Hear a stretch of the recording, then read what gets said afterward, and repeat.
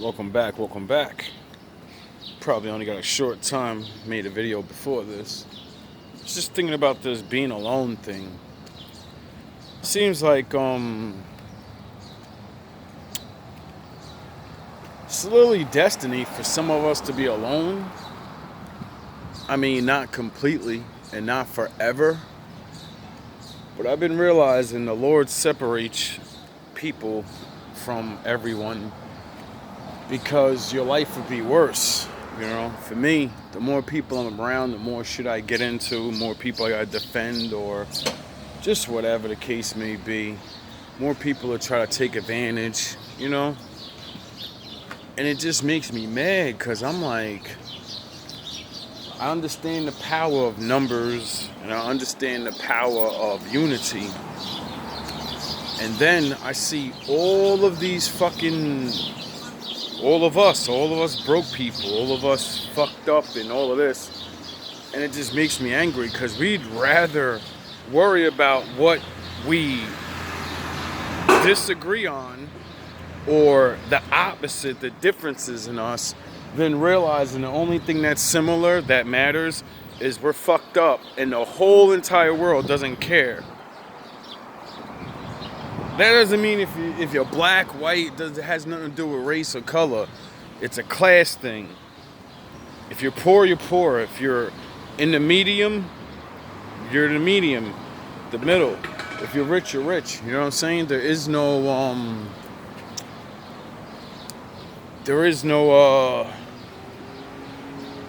distinction with this. There is no color or blood type. Maybe there's a blood type, I don't know. But what I do know is I've never been anywhere without seeing people that are poor and in the middle class that are on their way back to the poor because they finally got up there. They're doing everything by themselves. And then, people start hating on them. They don't want to see them go to the next level. So it's just, I don't know. I'm trying to get used to this being alone thing.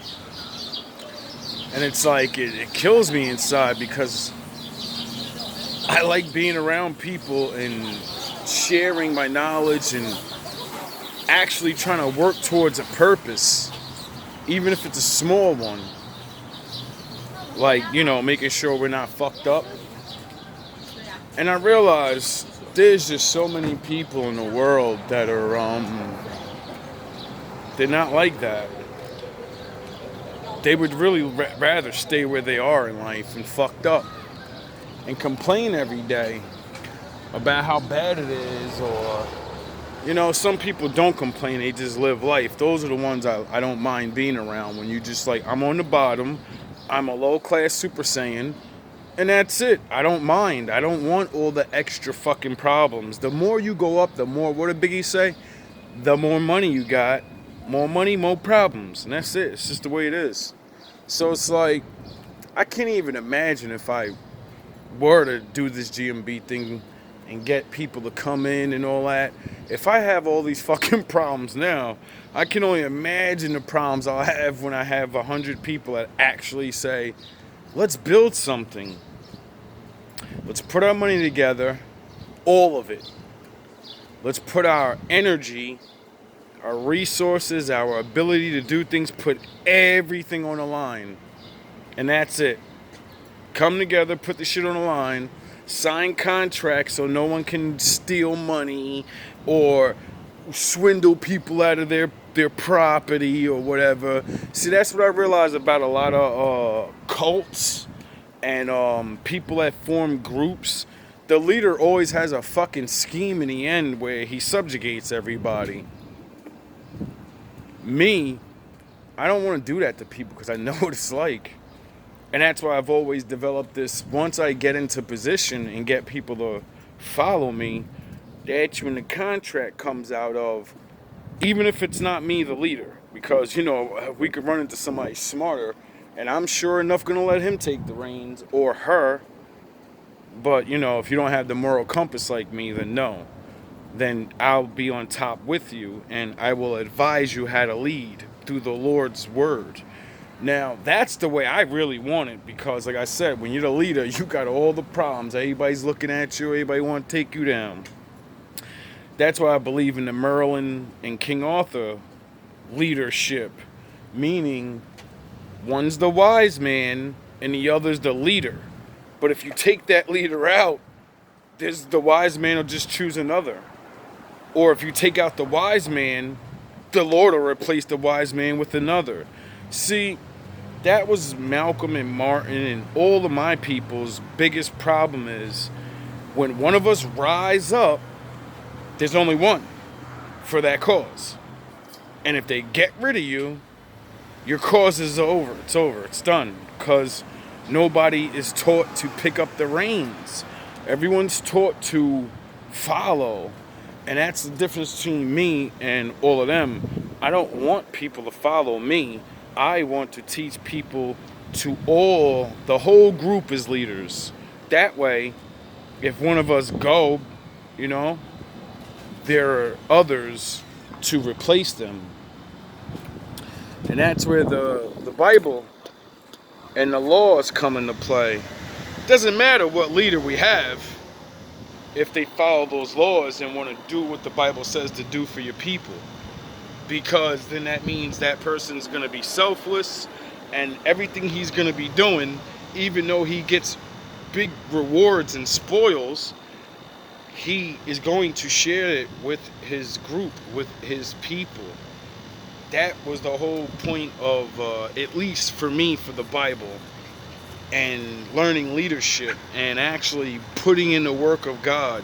It's not just a bunch of praying and hoping for better. It's actually doing better. Like I said, 1 of 100. If I can get 100 people to listen and we take action, there's no telling where we could be.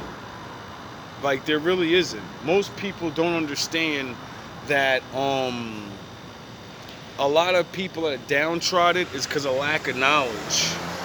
And that lack of knowledge comes into just everyday living, to business-wise, to lawful government shit. Like, a lot of people, see, I don't have the right words to explain everything at this moment, but do you realize that you could become a nation of people, and then that nation of people has rights over the regular smugglers? You can't get fucked with a certain way because you have a nation. You're a nation of people. See, that's my people's problem is we're not a nation. We're black people. Therefore, you're slaves. You don't have all the rights as everyone else. And that's it. And it's not because it's unfair. No, the Bible said you die from a lack of knowledge. Because you don't know how to become a nation, you will be destroyed by the nations. Period. I don't like to say it like that, but that's the way it is. Why do you think everybody has names and shit like that?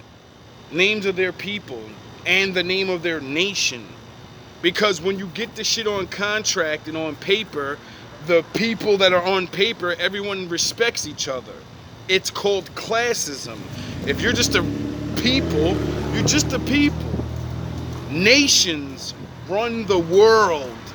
Period. If you're not a nation and you're not a part of a nation, you're the worker drones. You're the people that get stepped on. You're the ones that get jerked at or whatever the fuck they want. Because you're not a nation of people. You don't have nobody to back you up. And that's not physical, it's mental. When you have a bunch of people that actually study the laws and know things, then you can make things happen. Just like all these government loans and grants and, I have so much knowledge in here that if I got people to listen to me, we'd be on our own land and our own nation, and no one would be able to fuck with us. But nobody want to believe.